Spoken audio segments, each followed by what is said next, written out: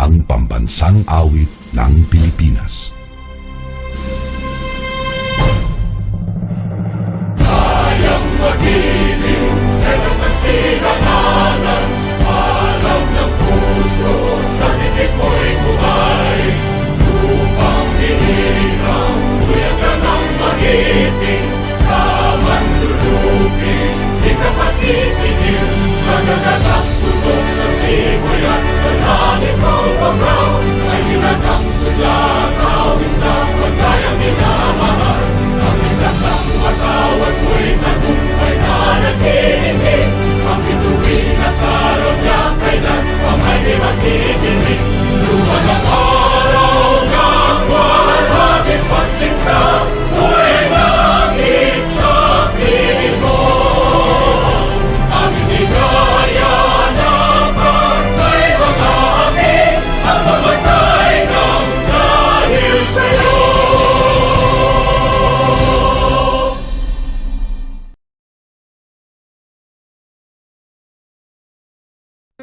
Panginoon, sa umagang ito, kami labis nagpupuri at nagpapasalamat sa lahat ng mga bagay at biyayang ipinagkakaloob mo sa amin.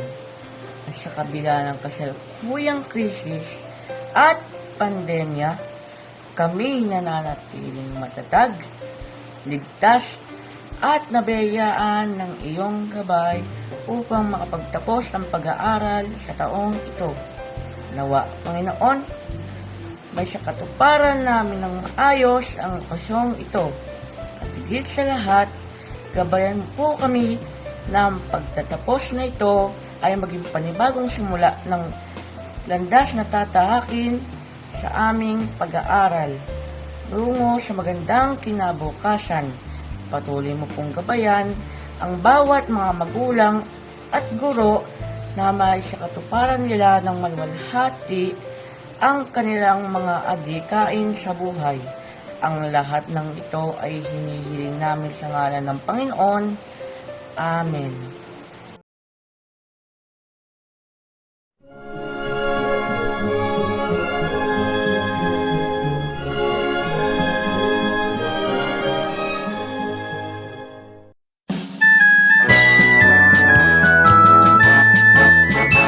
Ang gitnang puso'y katangi-tangi sa dibdib ng ating lahi.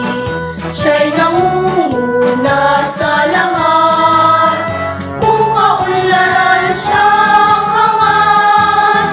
Itong leyon, tatlo'y pagkaibigin, na siyang dangal ng bayan natin. Tanghalin siya't ating awitan, kamanyang ay ating ialam. Ang gitnang luso'y katangi-tangi sa dibdib ng ating lahi. Siya'y nangunguna sa lahat, kung kaunlaran siyang hangat. Itong reyon, tatlo'y pagkaibigin, na siyang dangal ng bayan natin. Tanghalin siya't ating awitan, kamanyang ay ating ialam. Kamanyang ay ating ialam.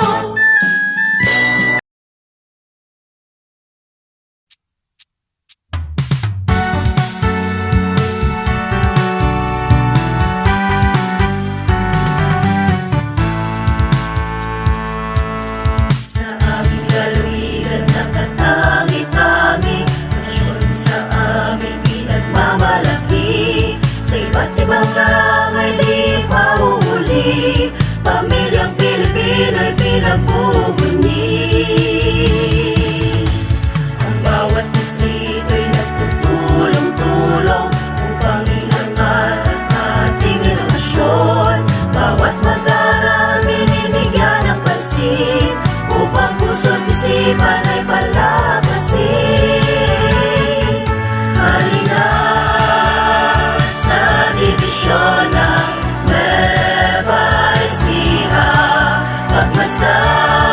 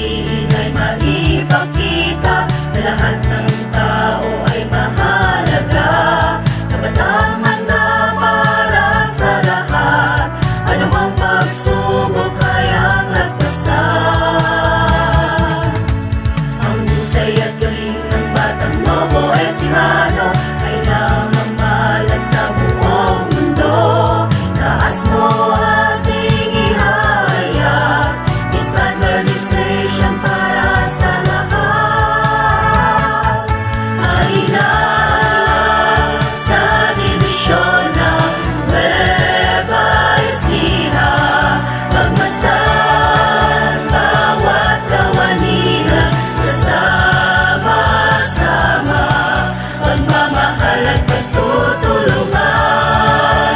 Ang layunin ng bawat isa, mag-aral at turo, mga Pinoy kapit-bisig sa paglago. Tara na sa SDO ng FICA, pagmasdan bawat kawanihan sa sama-sama, pagmamahal at pagtutulungan. Ang layunin ng bawat isa, mag-aral at turo, mga Pinoy kapit-bisig sa paglago. Ang layunin ng bawat isa, tagumpay ay makamtan na. Mag-aral at turo, mga Pinoy kapit-bisig sa paglago.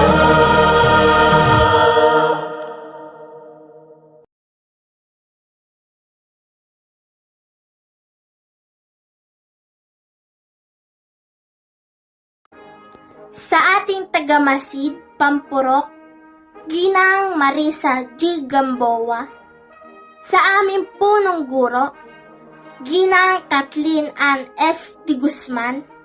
Sa mga guro ng paaralang ito, mga magulang, at sa mga kapwa ko magsisipagtapos, isang mapagpalang umaga po sa inyong lahat. Tunay na nag-uumapaw ang aking puso sa matinding kagalakan sa mga oras na ito, sapagkat ako ay isa sa magtatapos ngayong umaga. Pagtatapos sa unang hakbang ng ating pag-aaral, na may kasunod na mas mataas na antas pa. Sa aking mga kamag-aral, binabati ko ang bawat isa sa inyo, sapagkat napagtagumpayan nating matapos ang taong panuruang 2020-2021 sa kabila na tayo ay nasa gitna ng pandemya. Kapwa ko mag-aaral, ipagpatuloy natin ang ating pag-aaral. Hindi hadlang ang kahirapan ng buhay sa pagtupad ng ating mga pangarap. Sa paglisan namin sa paaralang ito, ay isang magandang pangako ang aming maiiwan na kami na magsisipagtapos ngayong umaga ay mananatiling matatag at higit na pagbubutihin pa ang pag-aaral sa gitna ng pandemya. Maraming salamat po at magandang umaga muli sa inyong lahat.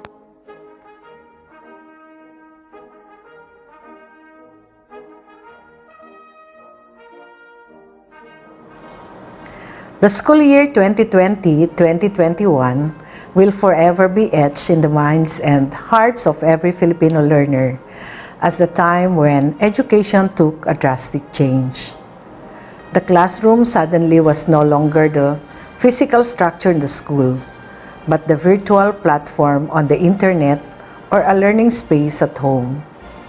Teaching did not include anymore the chalk and the blackboard, but distance learning activities like online classes, radio and TV-based instruction, and self-learning modules. And yes, the teacher was not only limited to sir and madam, but it also meant the learners' parents and guardians at home. COVID-19 has definitely changed the landscape of the teaching and learning process. Yet, with our collective resolve and resiliency, which is uniquely Filipino, we vowed not to let this pandemic stop us from making learning happen, from ensuring that our children get an education.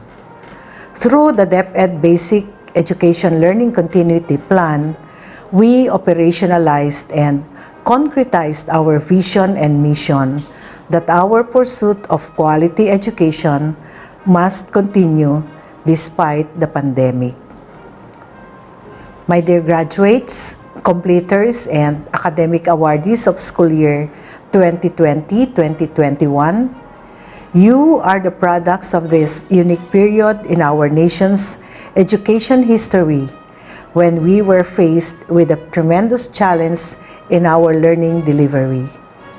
Difficult as it may be, you still managed to survive and overcome the hurdles and obstacles owing to your adaptability and creativity. This alone makes you winners, game changers, and trailblazers. To our school leaders, teachers, parents, and other stakeholders who continue to brave the imminent danger posed by the COVID-19 virus to their health and their lives every day, just to make sure that our children do not stop from learning, you are the unsung heroes and frontliners of DepEd's mantra of Sulong Edukalidad. Our dear partners in education who have given immense support to our schools, we did not only push through with the school year. We made sure that our children receive quality learning in the face of these trying times. Strengthening the quality education amid the COVID-19 pandemic is not simply about the use of various distance learning delivery modalities. It speaks about the essentials that you continuously embody, such as your generosity and dedication for education. To encapsulate it in one word, it speaks about our common goal to provide the learning opportunities for our children amidst these trying times. Many years and decades from now, our dear batch 2020-2021, when you will look back at this day of your graduation, completion ceremony, or recognition day, you will most certainly remember it with the most unique memory.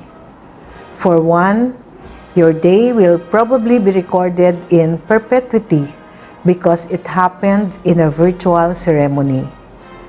Please do not look at this as a scarcity, but rather as a living testimony of your ability to rise above any adversity. Congratulations, and may God continue to bless and guide you. Isang mapagpalang araw po sa ating lahat, SDO Nueva Ecija. Sa ating mga mag-aaral, magulang, guro, pinuno ng mga paaralan, mga kawani at taga-agapay ng ating mga paaralan. Ang taon na panuruan po ito ay naging lubhang mapanghamon sa ating lahat, lalong higit sa ikagawaran ng edukasyon. Sinubok at binago rin nito ang mga pamamaraan sa pagsasakatuparan ng maraming bagay sa lahat ng larangan na ating mga nakagawian, lalong higit sa ating pag-aaral. Sa gitna ng dalang panganib ng COVID-19 sa bawat isa, binadbuti pa rin ng kagawaran ng edukasyon, lalong higit ang ating divisyon na magpatuloy ang mga paaralan upang maisaalam-alam ang kaligtasan ng lahat. Ang paaralan ay nagsikap at nagsakripisyo na makapagbigay ng iba't ibang paraan ng pagtuturo sa gitna ng pandemya na ating kinakaharap. Tayo po ay nangailangan ng mga malawakan at komprehensibong pagsasanay sa teknolohiya, mga iba't ibang kakabitan sa pagtuturo, pagsusulat ng mga aralin, at higit sa lahat ay pang-unawa at kooperasyon ng bawat isa. Hindi po lingid sa atin na ang mga mag-aaral ay lubhang humaharap sa matinding pagsulong sa makabagong pamamaraan ng pagtuturo. At ito ay hindi rin naging madali para sa mga guro at pinuno ng bawat paaralan. Mapa-online, modular o iba pang pamamaraan ng pagtuturo ay nagkakaroon ng kaakibat ng mga suliranin maging sa bahagi ng mga guro at mag-aaral.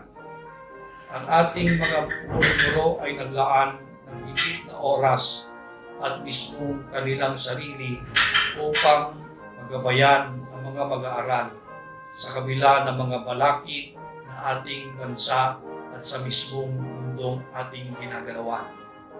Hindi hadlang ang layo at bigat na dinadala upang ipagpatuloy ang pagtuturo at paglilingkod sa mga kabataang Novo Encijanos. Dahil na rin sa epekto ng ating pandemya sa ating ekonomiya, maraming mga magulang ang nahihirapan sa pagpapaaral. Subalit, sinamahan ninyo kami sa kabila ng lahat at hindi iniwan sa gitna ng laban.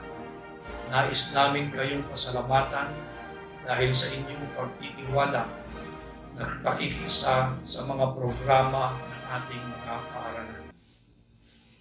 Sa mga guro, patuloy pa nating mahalin ang mga mag-aaral na sa atin ay nagbibigay ng inspirasyon. Huwag susuko sa paghahanap ng iba't ibang pamamaraan sa paggabay at pag-alalay, lalong higit sa pagpapatuloy nila sa kanilang pag-aaral at pag-abot ng kanilang mga pangarap. Sa mga magulang, ipagkaloob po natin sa ating mga anak ang patnubay ng kanilang kinakailangan sa kabila ng mga suliraning ating haharapin. Sa panahon po ito, mas higit na nangangailangan sila ng ating pagmamahal, pang-unawang gabay at positibong pananaw sa ating buhay. Sa bawat Novo Ecijano na mag-aaral ng mga magsisipagtapos o completers, lagi nating tatandaan na ang mga bagay na ating natutunan ay dapat makatulong sa ating paglago upang tayo ay makatugon sa mga suliranin ng ating ginagalawang pamayanan at maging sa mundo.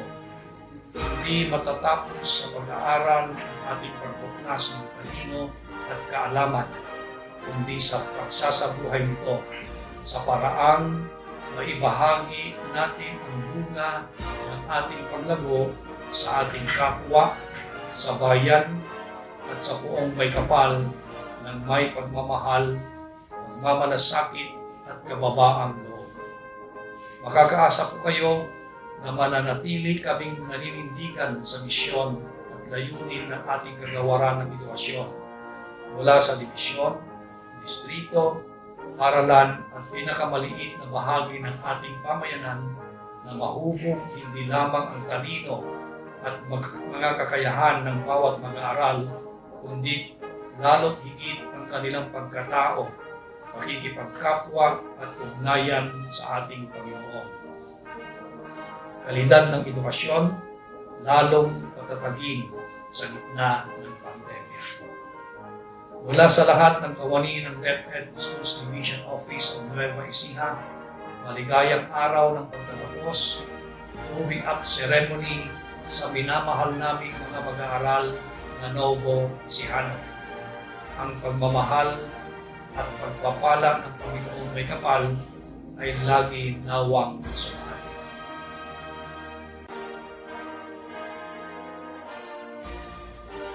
First of all, I would like to congratulate all the completers, graduates of batch 2020-2021, teachers, parents, guardians, and all the persons behind your success.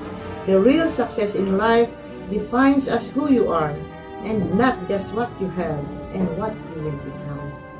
As you value the intangible things that you have, you will appreciate more the value of life, and that is what the real victory means. In that way, you will be considered as a true champion of your life's journey and the nation's pride. Many of you experience hardships in several aspects of life. As we are now under a different setting, far from the old way we used to. The learners and teachers were challenged to strive more, to excel in all domains of education. But all of these are just part of your journey, a stepping stone for your future and success. There is a time for everything, and now is the time to harvest the fruits of your labor. Despite of the crisis that we are facing at this time, due to the pandemic that our world is fighting for, all of you deserve the celebration of excellence and success.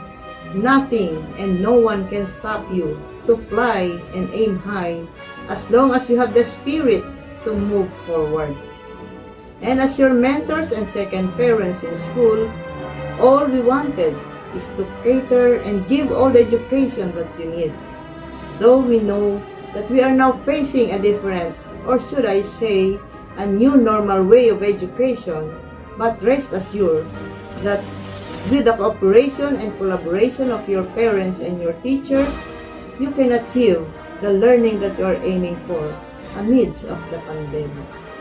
To all the parents, I salute you for the time spent, the effort and patience that you have for our learners, which is truly a priceless one. You are the real teachers during this time of crisis. Thank you for your never-ending support for all the activities and programs implemented by the school and teachers to strengthen the quality education that our learners deserve despite of these hard times. Graduates, as I should say, this is not the end, but just the beginning. A fresh start for your next journey. Never stop chasing your dreams. Make endless possibilities to become a successful citizen of our country. Use your heart, mind, and soul to become the great warrior of our nation. I believe that we already imparted the quality learning that you need to conquer and win the most difficult battles in life, particularly in your education. I hope the wisdom that we shared will be of great help and be a tool in preparation of your future. Again, congratulations and God bless you all, dear graduates. Magandang araw sa inyong lahat. Unang-una ay nais kong batiin ang ating mga batang team, mga kawani, mga guro, mga magulang, at higit sa lahat ang mga batang magsisipagtapos ngayong taong pararoang 2020 hanggang 2021. Kayo ay tinuturing namin kauna-unahang survivors ng edukasyon sa normal na bago. Maraming naidulot ang pandemya sa atin. Pinatigil nito ang mga bagay na nakasanayan na nating gawin, lalong-lalo na ang mga pagpasok sa eskwela dahil matinding makahawa ang virus. Naging isang malaking hamon ang sumabay sa dagliang pagbabago. Marami sa atin ang napagod at nawalan ng gana mag-aral. Ngunit habang tumatagal, sana ay mapagtanto natin na ang pandemyang ito ay hindi dahilan upang tayo ay tumigil mag-aral at matuto. Bagkus, ito ay naging daan upang matuklasan natin marami palang paraan para magpatuloy ang edukasyon. Sa panahong ito, naranasan natin lahat ang distance learning na dati naman ay iilan lamang mga mag-aaral ang dumaranas. Higit sa lahat, kasama natin sa pag-aaral ang ating pamilya na siyang pinakamahalagang kaagapay natin sa ating pagkatuto. Isang pagbibigay pugay sa mga magulang at mga guro na kaisa namin simulat sa pool sa paggabay, sa paghubog sa mga mag-aaral upang maging mabuti at responsableng mamamayan sa kabila ng krisis na ating naranasan. Walang virus ang makagagapi sa kagustuhan nating matuto at makamit ang ating mga pangarap. Sa halip, ito ang magtutulak sa atin upang lalo pang pataasin at pagtibayin ang kalidad ng edukasyon para sa hinaharap. Sa inyong pagtatapos, ito ang magbubukas ng maraming pagkakataon na inyong maipakita ang kaalaman, kakayahan at magandang kaugalian sa inyong pamilya, kapwa, komunidad at sa buong bansa. Sa inyong pagtahak sa bagong landas, magkaroon man ng balakid na minsan ay nakapanghihina ng loob, ito'y magsilbi ng hamon sa inyo upang mapagtagumpayan at makamit ninyo ang inyong mithiin. Muli, isang pagbati sa inyong lahat at magandang araw.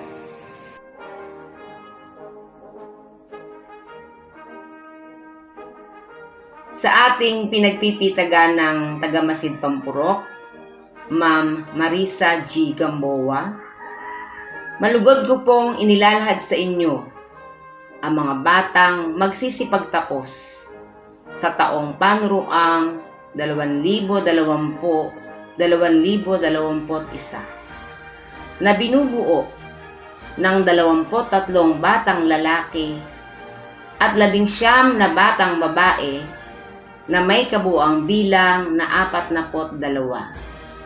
Sila po ay malugod na nakatugon sa kurikulum pang-elementarya na itinakda ng Kagawaran ng Edukasyon, kung kaya't aking pong hinihiling na sila ay tanggapin at pagtibayin ang kanilang pagtatapos.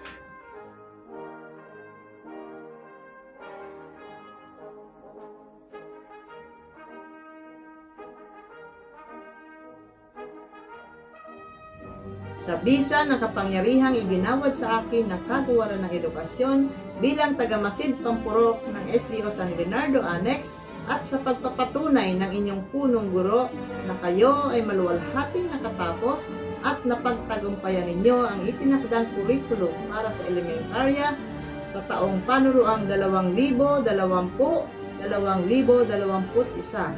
Kaya sa araw na ito ay aking pinagtitibay ang inyong pagtatapos. Congratulations, graduates! Mga magsisipagtapos: Lance Nathan C. Abrena, Jebi S. Buena Francisca, Ernlian C. Cabanding, Mark Edison R. Cap, Gabriel M. Calianta, Miguelo F. Castillo, Andrew M. De La Cruz, John Wicks M. Estares, Luigi M. Estares, Jethro F. Galang, Vince Dave V. Ison, Elarjaric A. Lopez, Menard T. Manuel, Denver Chris P. Nunez, J. Mark D. Pangilinan, Grant Janiel D. Ramos, Dexter C. Reyes, Alvin S. Rivera, Miguel Antonio C. Samson, Jero J. Sicor, Dave Matthew P. Tagum, Kian J. D. Trinidad, Mark Ador P. Yumol, Alisa Marie S. Aquino, Aidon Norris P. Balanhueco, Christine R. Barido, Daniel D. Busa, Marjorie Kate D. De Guzman, Reynalyn S. De Leon, Rizel Jewel Red G. De La Cruz, Anina P. Diego, Alia May M. Dino, Princess Yvonne R. Esmino, Rian Ashley C. Garcia, Hazel C. Gato, Ariza G. Hernandez, Angel Joy B. Lagman,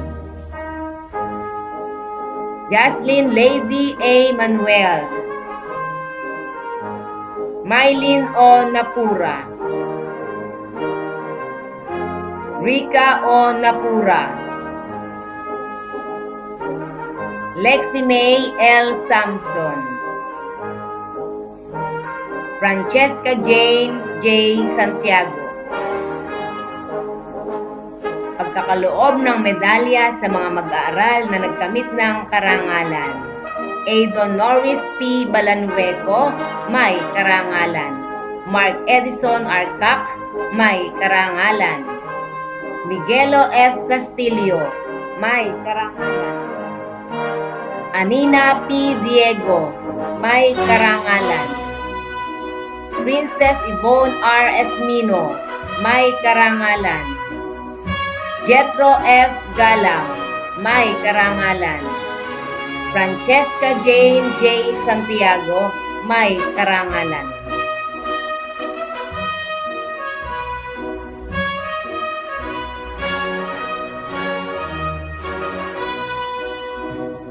Mapagpalang araw po sa inyong lahat. Bago po ang lahat, ay nais ko muna bigyan ng pagkilala ang ating mga magulang at mga kapamilya sa kanilang paggabay at support.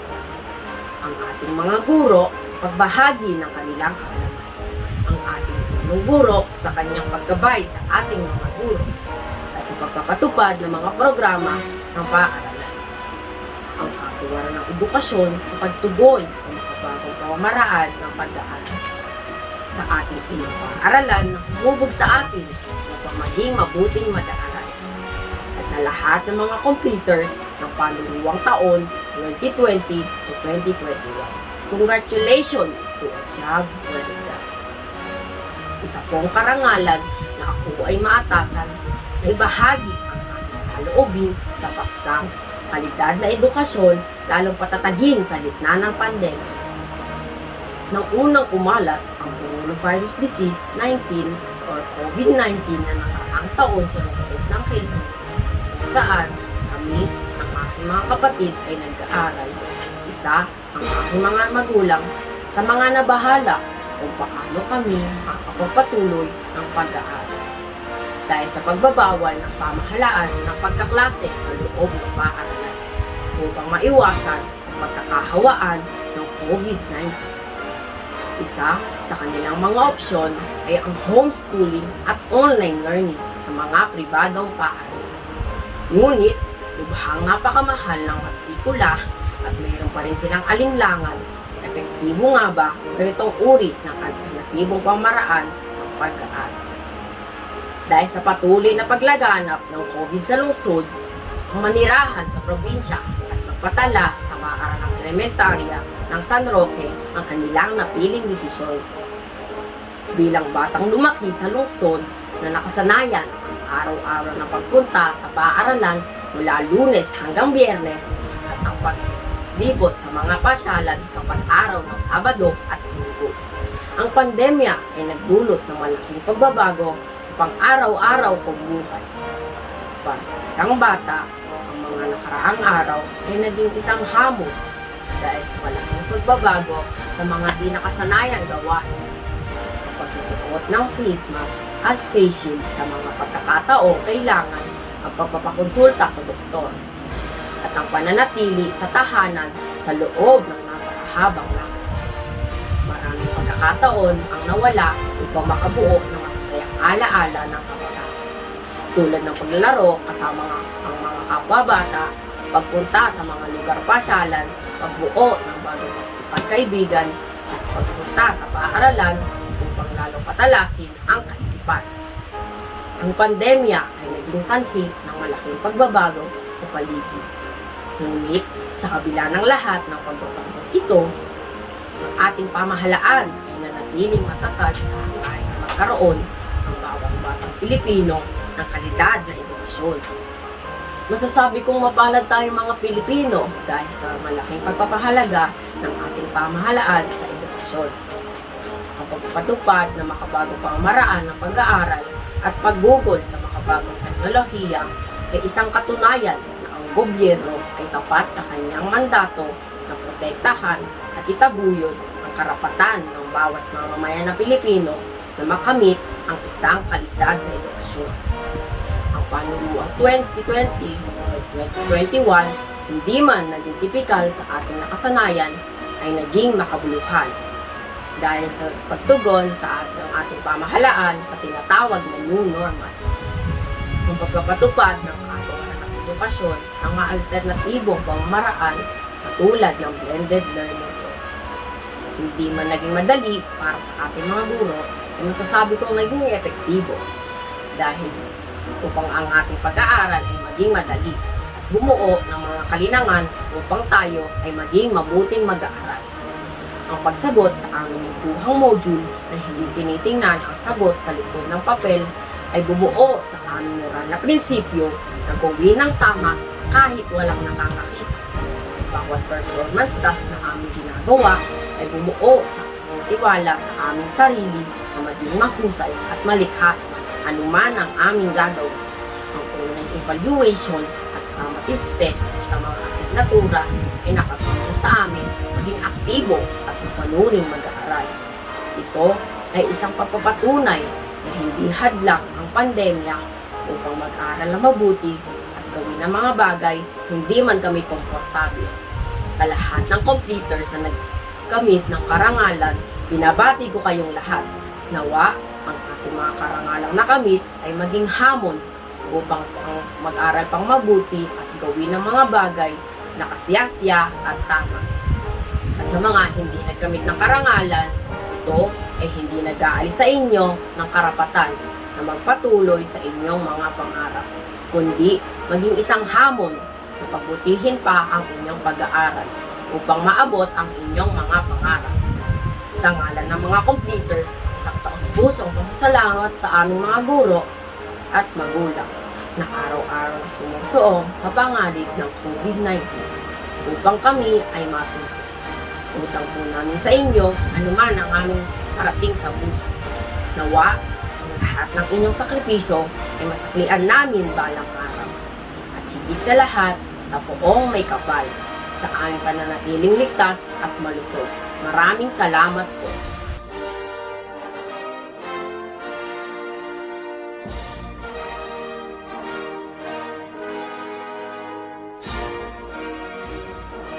Sa ating taga-Masid Purok, Ginang Marisa G. Gamboa, kay Punong Guro Ginang Kathleen Ann S. D. Guzman, sa mga guro ng paaralang ito, mga kapwa ko magulang, at sa mga magsisipagtapos, isang mapagpalang umaga po sa inyong lahat.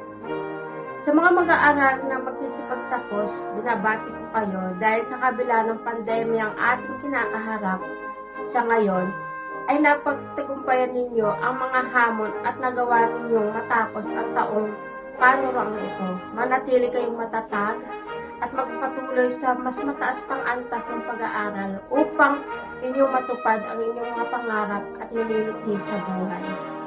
Maraming salamat sa mga guro sa inyong walang sawang pagtulong at gabay sa ating mga mag-aaral. Alam ko pong hindi biro ang inilaan ninyong oras at atensyon. Tutulungan lamang ang mga magsisipagtapos na ito. Muli, maraming salamat at magandang araw po.